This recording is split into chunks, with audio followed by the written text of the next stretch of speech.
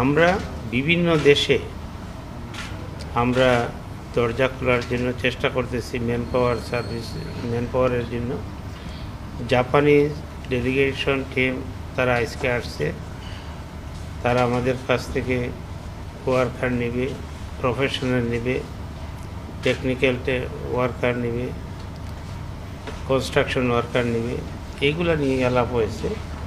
এখনও ফাইনালাইজ কোনো কিছু হয় নাই। তারা প্রস্তাব দিবে এবং তাদের রিকোয়ার মতো আমরা তাদেরকে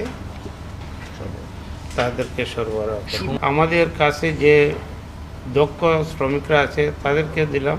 বিভিন্ন ইউনিভার্সিটি থেকে বাইর হইতেছে, কলেজ থেকে বাইর হইতেছে, সেই সমস্ত কলেজ ইউনিভার্সিটির যারা ছাত্ররা ফাইনাল ডিগ্রি নিয়ে আসে বাইর হইতেছে, মাস্টার্স ডিগ্রি নিয়ে বাইর হইতেছে, তাদেরকে আমরা আরও প্র্যাকটিক্যাল ট্রেনিং দিয়ে আমরা বিদেশে প্রেরণ করি। তারা তাদের সরকারের মাধ্যমে প্রপোজ দিবে আমাদের এমবাসির থ্রুতে, এবং আসলে পরে আমরা তাদের ইচ্ছা পূরণ করব।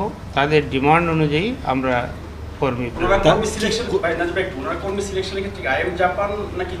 না, এরা এখনও এটা ফাইনালাইজ হয় নাই। ওরা তাদের ওয়েতে কর্মী সিলেক্ট করবে। আমরা তাদেরকে বলছি যে আমাদের টিটিসি আছে 104টি টিটিসি, 6টি মেরিন টেকনোলজি, আমাদের ট্রেনিং সেন্টার আছে। ইফ নেসেসারি আমরা তাদেরকে ডেলিগেট করব 1-2টা সেন্টার, তাদের বাসা, তাদের রিকোয়ার মতো ট্রেনিং করে নিয়ে যাবে এবং তারা সেখান থেকেই রিক্রুট করবে। অভিযোগ আসছে, তাদের রিপোর্ট আমি তদন্ত কমিটির যে হেড আছে তার সাথে বসবো।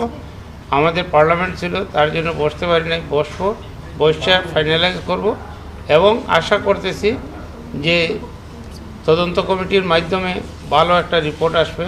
যারা দোষী আছে সেই সমস্ত দোষী ব্যক্তিদেরকে কী ধরনের শাস্তির সুপারিশ করবে, তাদের সুপারিশ আমরা দেখব। দেখার পরে আমরা সিদ্ধান্ত নেব। এবার মালয়েশিয়া যাইতে যারা ক্ষতিগ্রস্ত হয়েছে তাদের ক্ষতিপূরণ করার লক্ষ্যে আমাদের মন্ত্রণালয় অত্যন্ত আন্তরিক। না, এটা এখনো সিদ্ধান্ত হয় নাই। এটা বসিয়া আলাপ করিয়া যদি প্রয়োজন হয় তাহলে বাড়াবো, প্রয়োজন না হলে বাড়াবো না।